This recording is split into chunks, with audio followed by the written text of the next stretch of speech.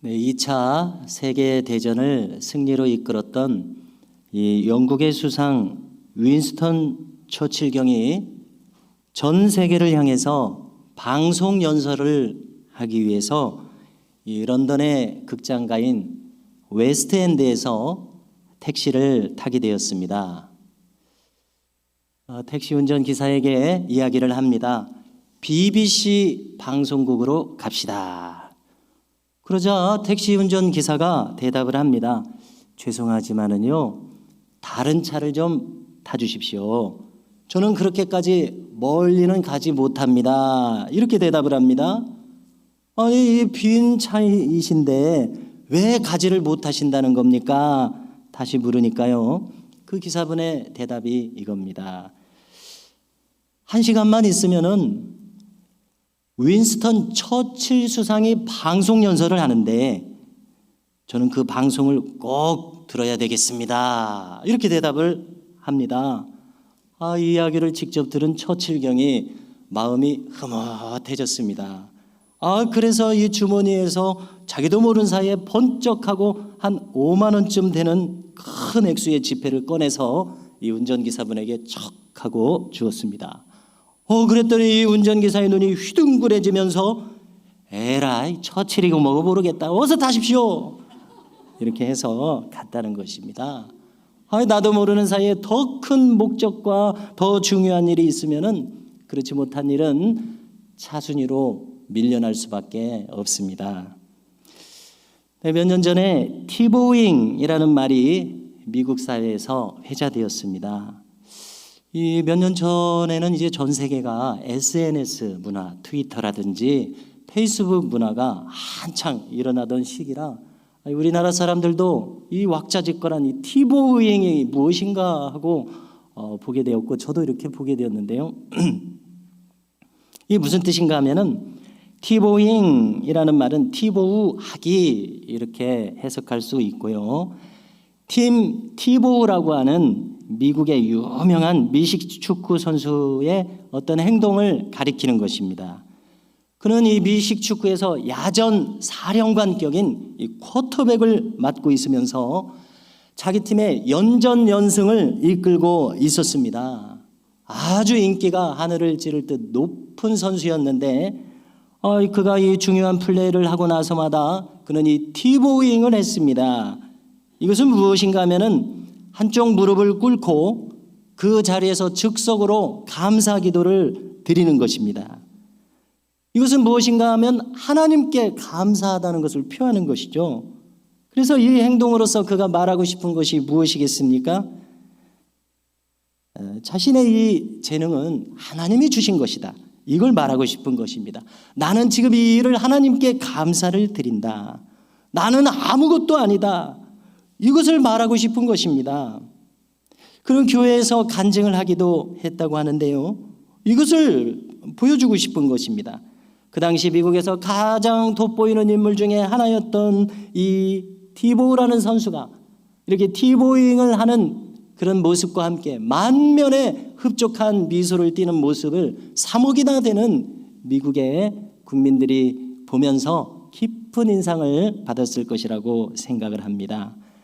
이 행동 하나가 그가 얼마나 기쁨 속에, 얼마나 자유함 속에 행복에 겨워 있는지를 여실히 보여주었으리라고 생각이 됩니다. 이 러시아의 문호인 톨스토이는 그의 인생 독본에서 이렇게 이야기를 합니다. 자기의 자유를 잃은 인간은 자기 자신의 본성에 배반하고 있다. 더 중요한 것은 신의 명령에도 배반한 인간이다. 그런 이처럼 인간의 자유함이란 신의 명령이라고 말하고 있습니다. 옳지 않습니까? 그런가 하면은 탈무드는 또 이렇게 이야기를 합니다. 신의 가르침을 사랑으로서 지켜라. 신께 대한 사랑으로서 그분의 가르침을 지키는 것과 신께 대한 두려움으로 가르침을 지키는 것은 결코 같은 것이 아니다. 참으로 의미심장한 말입니다. 이것은 진리의 단편을 드러내고 있다고 생각합니다. 사도 바울도 비슷하게 말하는 것을 찾을 수 있습니다. 그리스도 안에서는 오직 사랑으로서 역사하는 믿음뿐이니라. 할렐루야. 사랑으로서 역사하는 믿음. 그 외의 믿음은 참된 믿음이라고 하기 어렵다는 것 아닙니까? 사랑으로서 역사하는 믿음. 우리 모두가 그와 같은 마음이 되시기를 간절히 소망합니다. 하나님 앞에서 자유한 인생, 사랑으로서 그분께 나아가는 인생, 이것이야말로 인간다움을 성취하는 것입니다. 궁극적으로는 하나님께서도 인간에게 무엇인가를 기대하시지 않겠습니까? 하나님께서 기대하시는 모습이라고 믿게 됩니다. 동양의 고전 중에 중용이 있습니다. 논어맹자 이런 식으로 사서삼경이 있는데 그 사서 중에 하나가 이 중용입니다. 자, 우리 동양의 사상을 지배했었던 이 중용의 사서삼경 중에 중용의 그 첫머리에 이런 문구가 나옵니다. 천명 지위성이요, 솔성 지위도니, 수도 지위교니라. 이런 말입니다. 이 한문을 얘기하니까 참 우리가 다 까막눈이 됩니다. 제가 이 내용을 보니까 별 대단한 내용은 아니에요.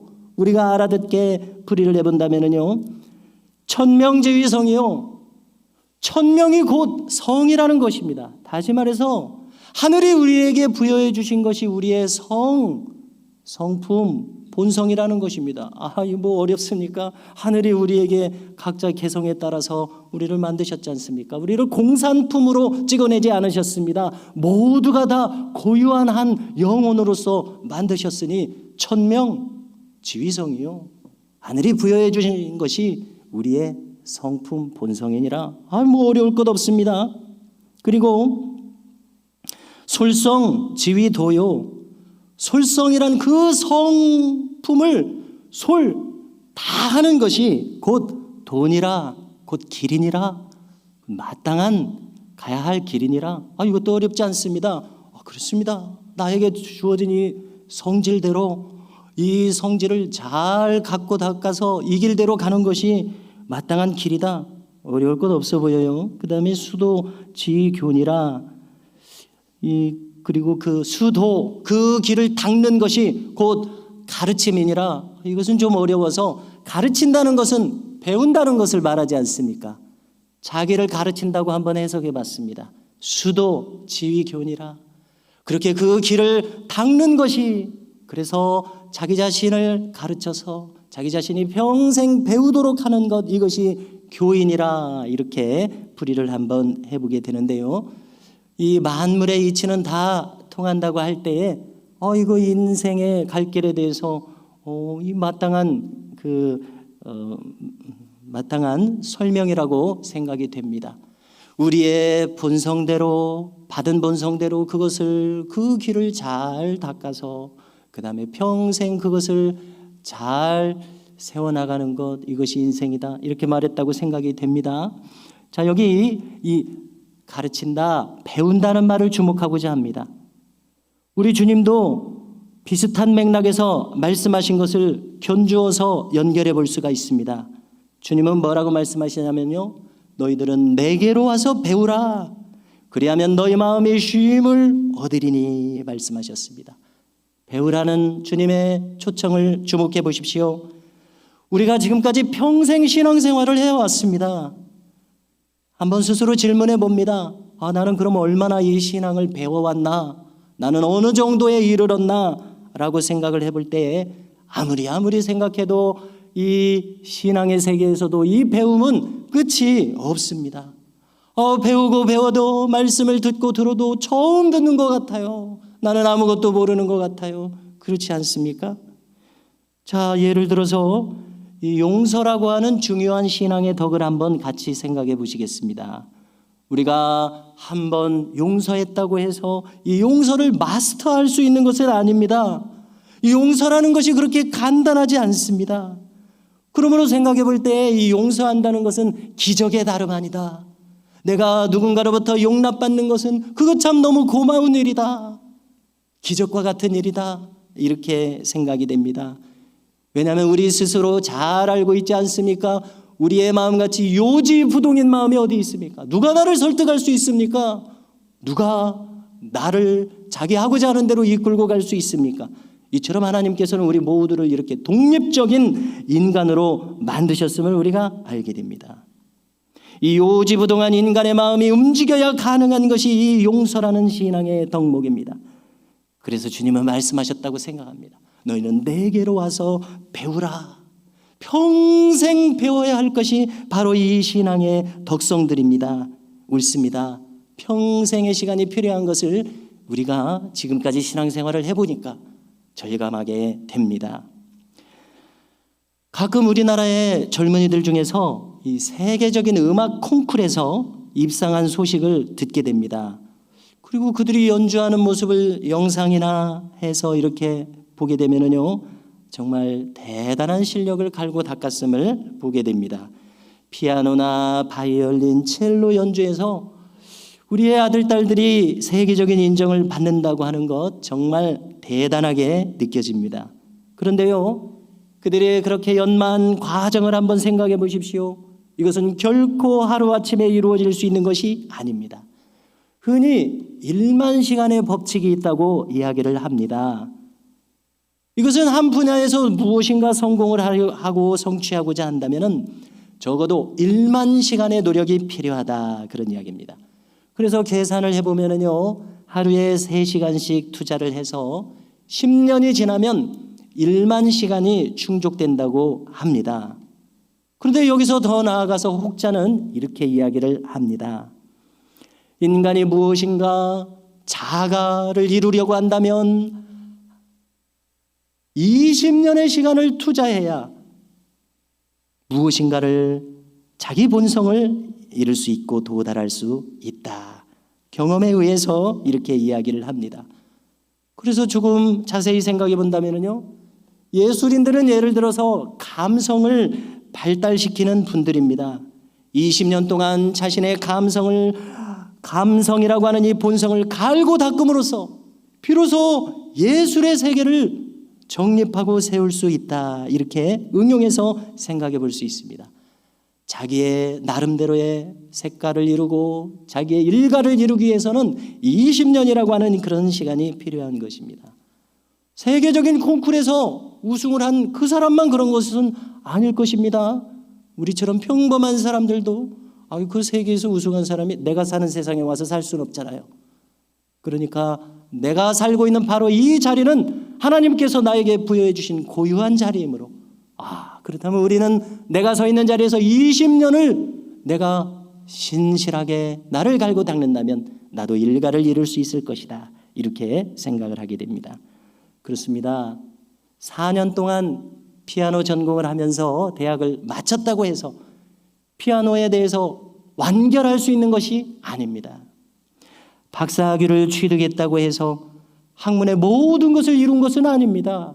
오히려 그 시간은 아직 겨우 출발하는 시간이요, 이제 지금까지 갈고 닦은 것을 더 깊이 이루고 갈고 닦아서 더 넓은 세계를 펼쳐나가는 그러한 출발점에 있는 것 아니겠는가 생각하게 됩니다. 즉, 우리가 길을 찾았다고 해서 길을 찾은 것만 해도 대단하지요. 길을 알지 못해서 방황하는 인생들이 얼마나 많이 있습니까? 그러나 그 길을 찾았다고 해서 그것으로 다 끝난 것이 아니더라는 것입니다. 솔성지위도에서 끝나는 것이 아니라는 것입니다. 수도지위교가 남았습니다. 이것을 신앙의 세계에 대입해서 다시 생각해 봅니다.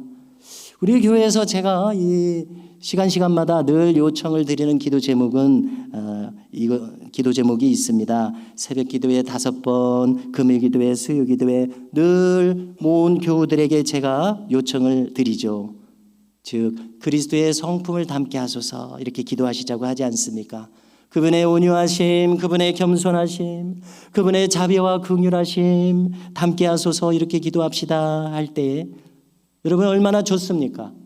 이것을 기도할 수 있는 자체가 벌써 솔성지위도에 이룬 것입니다. 가야 할 길을 바로 찾은 것입니다. 그런데요, 우리가 알게 되는 것은 우리가 이렇게 한번 기도했다고 해서 1년 기도했다고 해서 우리의 성품이 그리스도의 성품을 얼마나 닮았습니까? 오히려 우리가 기도할 때마다 사실 너무 부담이 되는 기도예요.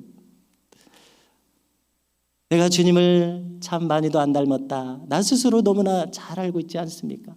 그래서 너무 힘든 기도예요, 사실. 너무나 꼭 필요한 기도인 것은 알겠으나 매 시간 기도하느라고 우리 교우들께서 얼마나 힘드시겠습니까? 그렇습니다. 길을 찾았다고 해서 몇 년 기도했다고 해서 완성이 되는 것이 아닙니다. 오히려 어림없습니다. 우리가 주기도문을 평생 외웠습니다. 오늘도 찬송했습니다. 그런데 그 기도대로 사는 사람이 되었느냐고 할 때에 그 기도에서 중요한 부분 중에 하나는 십자가의 용서의 사람이 되는 것입니다. 그래야지만 나도 너희를 용서하리라 말씀하고 계시니까요. 얼마나 중요한 것입니까? 그런데요, 우리가 이 용서의 사람이 충분히 되었습니까? 아닙니다.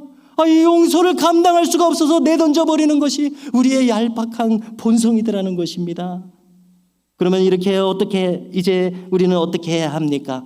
우리 주님은 이러한 우리들에게 여전히 말씀하고 계십니다. 그래, 내가 너희를 잘 알고 있다. 너희는 내게로 와서 배우라. 할렐루야. 그리하면 너희 마음의 쉼을 얻으리라. 나는 마음이 온유하고 겸손하니 나의 멍에를 메고 내게 배우라. 이는 내 멍에는 쉽고 내 짐은 가벼움이니라. 이렇게 말씀하십니다. 여기서 이 주님께서는 내 멍에를 메라고 했을 때에 한 결의의 소를 바라보고 있었다고 생각이 들어집니다. 우리가 성경에서 소 5결의를 샀으니까 한번 시험해 보겠다고 하고 이 초청에 응하지 않는 사람 나오지 않습니까? 이 결의를 얘기해요. 결의는 한 쌍을 이야기하는 것입니다. 그러니까 주님께서는 내게로 와서 내게 배우라. 내 멍에를 메라라고 했을 때 그래, 너 이리 와서 너희 인생은 네가 책임지고 네 멍에를 메고 가라. 그것이 너에게 주어진 십자가다. 이렇게 하고 우리를 내동댕이 치시는 것이 아님을 알 수 있습니다. 너는 내게로 와서 배우라. 내 멍에를 메라. 무슨 뜻입니까? 한 결의의 소인 것입니다. 주님이 여기 계셔서 그래, 내 옆에 이 한 자리 비었다. 너 와서 같이 매자꾸나. 나하고 발을 맞추어, 나와 눈을 맞추어, 나하고 손을 맞잡고 이 한 결의의 소가 되어 멍에가 되어 밭을 갈자꾸나. 이렇게 우리 인생에 대해서 주님은 함께 책임져 주시면서, 왜냐하면 나를 지으셨기에, 나를 만드셨기에 나를 책임져 주시면서 함께 가자고 말씀하신다고 믿습니다. 이것이 곧 수도, 지위, 교요, 계속해서 배워야 할 것입니다. 그리하여 인생의 목적을 성취해야 할 것입니다. 오늘 말씀을 보니까요, 야곱아, 너를 창조하신 여호와께서 지금 말씀하시느니라. 이스라엘아, 너를 지으신 이가 말씀하시느니라. 너는 두려워하지 말아라. 내가 너를 구속하였고 내가 너를 지명하여 불렀나니 너는 내 것이라. 여기서 무슨 음성을 들으십니까? 여기 마주보고 있는 관계가 아니라 도망가는 관계가 보이지 않습니까? 여기 계면쩍어하면서 수치스러워하면서 부끄러워하면서 얼굴을 들지 못하는 야곱과 이스라엘이 보이지 않습니까? 그런 이들을 향해서 주님께서는 얼굴을 돌리게 하고서 두려워하지 말아라. 두려워하지 말아라. 너는 내 것이라. 내가 너를 지었느니라. 주님께서, 하나님께서 붙드시는 모습입니다. 이사야 선지자가 하나님의 말씀을 선포하는 때는 주전 700년대요. 이 유다의 백성들은 온통 불순종하며 우상 숭배에 찌들었던 때였습니다. 우리가 이 열왕기서 역대서를 읽을 때에 이 마음이 좀 편안하지가 못해요. 왜냐하면은 이 수십 명의 왕 중에 서너 사람 빼고는 다 악한 왕이라고 거기 이야기하시고 다 우상 숭배했다고 이야기하시니까 그 수백 년 동안 아니 이 모세를 통해 출애굽한 이 이스라엘 백성들이 도대체 신앙생활을 어떻게 한 것입니까? 순전히 불순종한 이야기만 가득 차 있어요. 그래서 성경을 읽는데 이 마음이 그렇게 편치 못할 때가 많이 있습니다. 바로 이런 사람들에 대해서 주님 하나님께서 말씀하고 계십니다. 고관대작들 모두가 그러했습니다. 그나마 이 이사야 선지자 때 히스기야 왕이 좀 바로선 왕이었습니다. 온전하고 거룩하고 경건한 하나님의 백성들을 향해서 주신 말씀이 아닙니다. 흔들리고 휘청대며 방황하고 완전히 하나님을 대적해서 그릇행하고 길을 잃은 자들을 향해서 주시고 계시는 말씀입니다. 야곱아, 정신 차려라. 너는 이스라엘이니라. 두려워하지 말아라. 내가 너의 이름을 지명하여 불렀느니라. 너는 내 것이니라. 우리가 때때로 이 인생의 길을 방황하는 경우가 있는데 그 극단의 종착지 중에 하나는 이 스스로 목숨을 저버리는 일입니다. 제가 이 부교육자로 지내는 중에 모신 목사님 중에서 한 번은 목사님께서 말씀을 전하시는데 이렇게 이야기를 하십니다. 제가 어떻게 해서 이 교회에 왔는지 모르겠습니다. 우리 중에 자살 한번 생각하지 않은 사람이 있습니까? 이렇게 이야기를 하세요. 무방비 상태로 말씀을 듣다가 정신이 번쩍 나면서 이 목사님이 무슨 말씀을 하시려고 그러시나 귀를 쫑긋 세우고 들어봤더니요, 이 지나간 세월을 이야기하시면서 성장 중에 부친을 일찍 여의고 홀어머니 슬하에서 어렵게 성장하신 그런 어려운 이야기들을 하시면서 풀어가시는 것을 보았습니다. 그때 이 제가 섬기던 교회 회중들은 모두가 다 한센인들이요, 그 자손들이었습니다. 여러분 혹시 상상이 되실지 모르겠습니다만은 한센인이라는 그 자체가 이미 사회에서 온갖 소외와 서름이 충분히 예견되는 그러한 삶의 모습입니다. 자기가 원해서 그 자리에 계신 분이 누가 있겠습니까? 그래서 우리는 참 이해하지 못할 때가 있습니다. 왜 어떤 사람에게는, 아니면 다른 사람 이야기할 필요 없습니다. 왜 나에게는 이런 인생이 펼쳐지고 있는가? 왜 나에게는 이런 삶만 주어졌는가? 우리는 이렇게 생각할 때가 있습니다. 우리가 지난 수년 동안 코로나를 통과해 왔는데요, 이 많은 분들이 희생되었습니다. 3만 몇천 명이 희생되었다고 이렇게 통계를 보게 됩니다. 그런데 우리가 더 놀라울 일이 있습니다. 그것은 그 같은 기간 동안에 스스로 목숨을 끊은 사람들이 훨씬 더 많다는 데 있습니다. 이 대한민국의 자살률은 우리 사회가 진행해 오면서 점점 증가해서 지금 고점을 이루고 있습니다. 30년 전에는 한 3천, 4천 명에 불과하더라고요, 연간. 그런데 최근에는 연간 만 수천 명을 웃돌고 있습니다. OECD 국가들 중에서 최상위권의 이 비율을 보이고 있는 이런 5명을 우리가 가지고 있습니다. 너무나 안타까운 대목이죠. 인구 10만 명당으로 봤을 때는 26명 선을 오르내리고 있습니다. 지난 코로나로 인한 사망자 수보다도 더 높은 수치를 보이고 있습니다. 우리가 여기서 한 가지 꼭 기억할 것이 있습니다. 왜 그런 결정에 이르게 되는가? 극단적인 결정에 이르게 되는가? 그것은 고독할 때 그렇게 된다는 것입니다. 고독이라고 하는 것은 무엇입니까? 모든 관계가 단절되는 것입니다. 그래서 관계된 분은 이렇게 이야기를 합니다. 한 사람만이라도 내가 미안한 사람이 있으면 거기에 이르지 않는다. 나를 사랑하는 한 사람만이라도 기억할 수 있다면, 나와 끈이 연결되어 있는 한 사람이라도 떠올릴 수 있다면, 그러니까 성도 여러분, 내가 사랑의 관계를 가지는 것이 얼마나 중요한지, 내가 사랑받고 있다는 것을 깨닫는 것이 얼마나 중요한가 하는 것을 생각하게 됩니다. 한 사람도 그를 사랑하는 사람이 없었겠습니까? 한 사람이라도 그를 염려하는 사람이 없었겠습니까? 있었을 것입니다. 그러나 그 선이 닿지 않았던 것이라고 생각을 해봅니다. 어떤 학자가 이렇게 말하는 것을 들어봤었습니다. 자살은 신에 대한 폭력이다. 제가 이 말을 처음 들었을 때요, 그렇게 생각해 본 적이 없었거든요. 그냥 신앙생활을 해오면서 믿지 않는 분들은 하나님을 대적하고 있다, 하나님께 불순종하고 있다, 하나님을 거스리고 있다, 이런 정도만 생각을 했지, 자살은 신에 대한 폭력이다, 이런 표현을 했어요. 그래서 이제 거듭거듭 곰곰이 이 말을 생각을 해봤습니다. 폭력을 가하다니요? 인간이 감히 하나님께 폭력을 가할 수 있습니까? 이것은 무슨 뜻입니까? 곰곰이 생각해 볼 때 그 말이 맞겠구나 이렇게 생각하게 됩니다.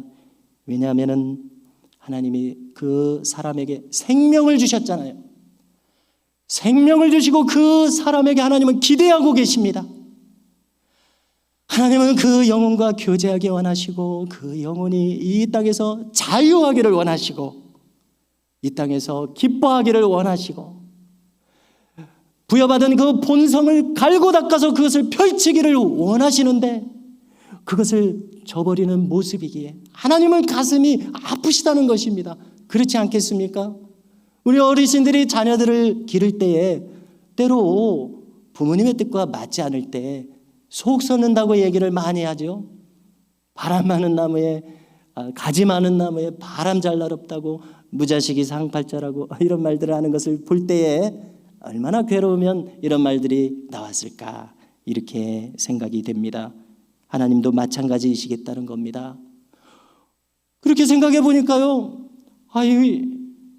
우리 모두는이라고 말하기는 좀 어렵습니다. 적어도 저는 하나님께 참 너무 불효막심한 것 같아요.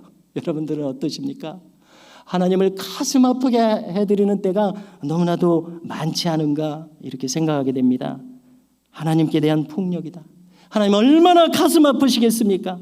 내 영광을 위하여 지은 나의 자녀, 나를 배반하고 나를 멸시하며 나를 떠날 뿐더러 내가 준 생명마저 헌신짝처럼 버리는구나. 내가 너를 그렇게 짓지 아니하였거늘 나는 너를 위해 영원한 계획을 가지고 있으며 나의 아들을 내어주기까지 너에 대해서 마음을 품고 있는데 어떻게 이렇게 하느냐라고 생각하실 것 같습니다.